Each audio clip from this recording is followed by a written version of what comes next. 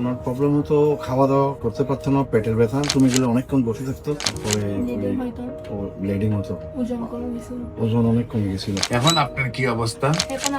এখন আলহামদুলিল্লাহ সবকিছু ভালো আছে, রিপোর্ট ভালো আছে, রিপোর্টও ভালো আছে। আসসালামু আলাইকুম ওয়া রাহমাতুল্লাহি ওয়া বারাকাতুহু। সম্মানিত দেশবাসী, আমি cancer specialist doctor SM. Sarwar. বিশেষ করে আপনারা জানেন যে সারা ওয়ার্ল্ডের ডাক্তারদের বক্তব্য হলো ক্যান্সার হলে আনসার নেই। আমরা বলবো ক্যান্সার সম্পূর্ণরূপে ভালো হয়। বিশেষ করে একজন ক্যান্সার রোগী সুন্দরভাবে সুস্থ হয়েছেন, আমরা আপনাদের সামনে তার পরিচয় তুলে ধরছি। বিশেষ করে আপনার নাম?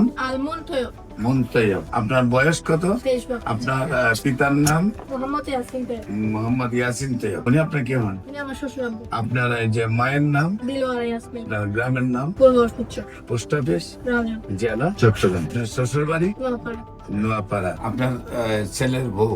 জি, আমার ছেলের বউ। হ্যাঁ, কি সমস্যা হয়েছিল আপনার ছেলের বউ? আমার ছেলের বউর সমস্যা ছিল, ওনার চিকিৎসা নিয়ে রেকটাম ক্যান্সার হয়েছিল 24 সালে। কলোনোস্কোপি করার পর ধরা পড়ছে ওনার ক্যান্সার হয়েছে, ওনাকে সার্জারি করতে হবে। কি কি প্রবলেম হইতো?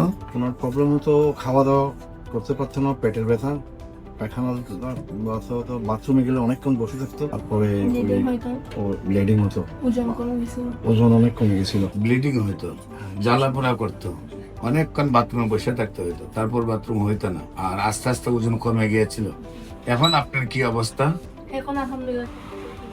এখন আলহামদুলিল্লাহ সবকিছু ভালো আছে, রিপোর্ট ভালো আছে, রিপোর্টও ভালো আছে। তো আল্লাহর রহমতে আপনার শারীরিক অবস্থাও ভালো, রিপোর্টও ভালো।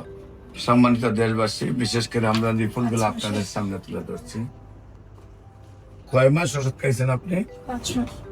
নিয়মিত 4 মাস খাওয়ার পরে 5 মাস রানিং এ সব আমরা আপনাদেরকে রিপোর্ট করাইছি। তো আল্লাহর রহমতে আপনার শারীরিক অবস্থাও ভালো এবং রিপোর্টও ভালো। 4 মাসে যেখানে সুস্থ হয়েছেন, নিয়মিত 1 বছর ওষুধ সেবন করলে আজীবন আপনার শরীরে কোনো টিউমার হবে না।